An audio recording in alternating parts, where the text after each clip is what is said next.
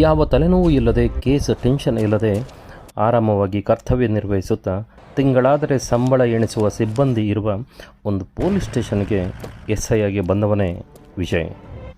ಎಲ್ಲವೂ ಪ್ರಶಾಂತವಾಗಿ ನಡೆಯುತ್ತಿದೆ ಅನ್ನುವ ವಾತಾವರಣದಲ್ಲಿ ಒಂದೊಂದೇ ಸಾವು ತಲೆನೋವಿಲ್ಲದ ಸ್ಥಳದಲ್ಲಿ ತಲೆನೋವಾಗಿ ಪರಿಣಮಿಸುತ್ತವೆ.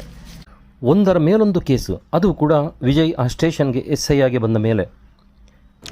ಈ ಸರಣಿ ಸಾವುಗಳ ಕಾರಣವನ್ನು ಭೇದಿಸುವುದೇ ಈ ಸಿನಿಮಾದ ಜೀವಳವಲ್ಲ. ಇದು ಸಂಪೂರ್ಣವಾಗಿ ಬೇಲಿಯೇ ಎದ್ದು ಹೊಲಮೇಯ್ದ ಕಥೆ. ಒಬ್ಬ ನಿಷ್ಠಾವಂತ ಅಧಿಕಾರಿ ಈ ಸರಣಿ ಕೊಲೆಗಳನ್ನು ಭೇದಿಸುವ ಹಂತದಲ್ಲಿರುವಾಗ ಸಹೋದ್ಯೋಗಿಗಳೇ ಅವನನ್ನು ತಡೆಯುವುದು, ಅವನ ಮೇಲೆ ದಾಳಿ ಮಾಡುವುದು, ಅವನ ನಿರೀಕ್ಷೆಯನ್ನು ಮೀರಿದ ಟ್ವಿಸ್ಟ್ಗಳು ಎಲ್ಲವೂ ಕ್ಲೈಮ್ಯಾಕ್ಸನ್ನು ಇನ್ನೊಂದು ಹಂತಕ್ಕೆ ತೆಗೆದುಕೊಂಡು ಹೋಗುತ್ತವೆ. ಈ ಸಿನಿಮಾದ ಕ್ಲೈಮ್ಯಾಕ್ಸ್ ಟ್ವಿಸ್ಟ್ಗಳು ಎಷ್ಟು ಇಂಪಾರ್ಟೆಂಟ್ ಎಂದರೆ, ಇಂಪ್ಯಾಕ್ಟ್ ಮಾಡುವ ವಿಧಾನ, ಹುಟ್ಟಿಸುವ ಆಲೋಚನೆಗಳು, ಅಭಿಪ್ರಾಯಗಳು ಅಷ್ಟೇ ಆಳವಾಗಿವೆ. ಎಲ್ಲಿಯೂ ಹಸಿಬಿಸಿ ದೃಶ್ಯಗಳಿಲ್ಲ. ಕಾಲಿಟ್ಟರೆ ಸಾಕು ಭೂಮಿ ಬಾಯಿ ಬಿಡುವುದಿಲ್ಲ, ಒದ್ದರೆ ಸಾಕು ಕಿಲೋಮೀಟರ್ ಎಗರಿ ಬೀಳುವ ದೃಶ್ಯಗಳಿಲ್ಲ. ಕತೆಗೆ ಎಷ್ಟು ಬೇಕೋ ಅಷ್ಟೇ ಸಂಗೀತವನ್ನು ನೀಡಿದ್ದಾರೆ.